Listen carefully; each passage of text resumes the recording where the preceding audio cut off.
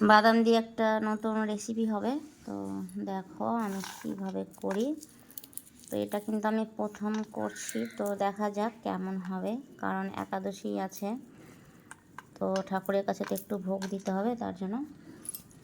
তো আমি দেখো এইভাবে করে করে আমি বাদামগুলো কিন্তু খুব একটা বেশি ভাজিনি, হালকা ভেজে নিয়েছি। তো এইভাবে করে করে আমি চোকাগুলোকে তুলে নেব আগে।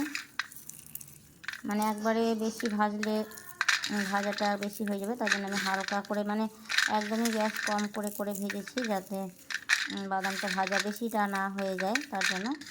তো আমি এইভাবে করে করে চোকা সব তুলে নেব।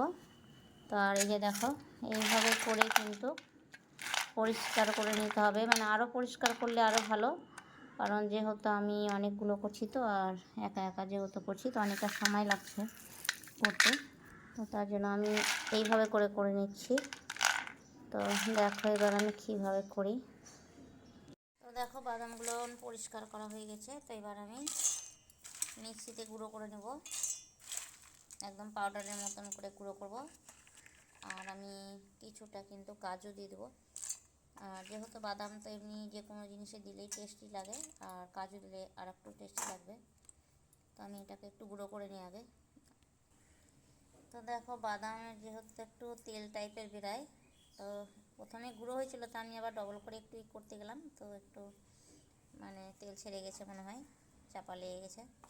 তো যাই হোক, এরপরে কিন্তু আর এই জিনিসটা হবে না, তো একটু কম করেই করব, তাহলে আর বেশি গুঁড়ো না করলে কি ঝরঝরাটা থাকবে। তো এটা ঝরঝরাটা হয়নি, যেহেতু আমি বেশি ঘুরিয়ে ফেলেছি। তো এরপরেরটা আবার দেখাচ্ছি। এইবার দেখো ঝরঝরা হয়েছে।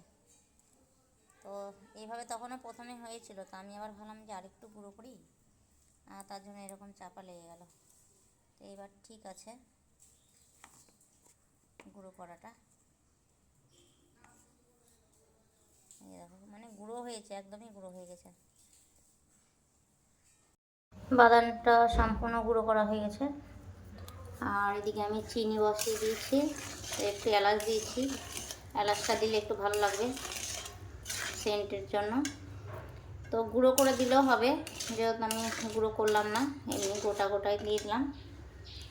আর এদিকে দিয়েছি 2 প্যাকেট দুধ 10-এর।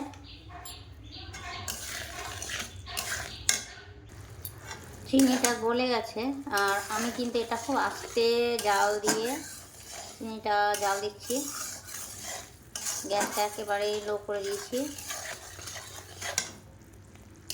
আর একটু জাল হলে আমি গুঁড়োগুলো দিয়ে দেবো, সব বাদাম গুঁড়োগুলো।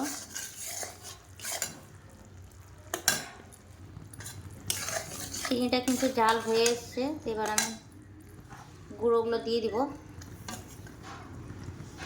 তো যেহেতু প্রথমবার আমি করছি, দেখা যাক কেমন হয়,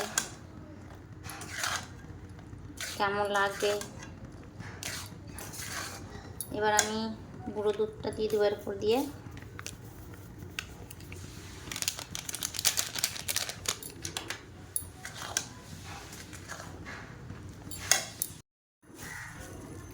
এবার আমি একটু ঘি দিয়ে দেবো। এটাকে একটু ভালো করে এখন নাড়তে হবে কিছুক্ষণ। এবার একটু থালাতে আমি ঘি দিয়ে এটাকে মেখে রাখবো।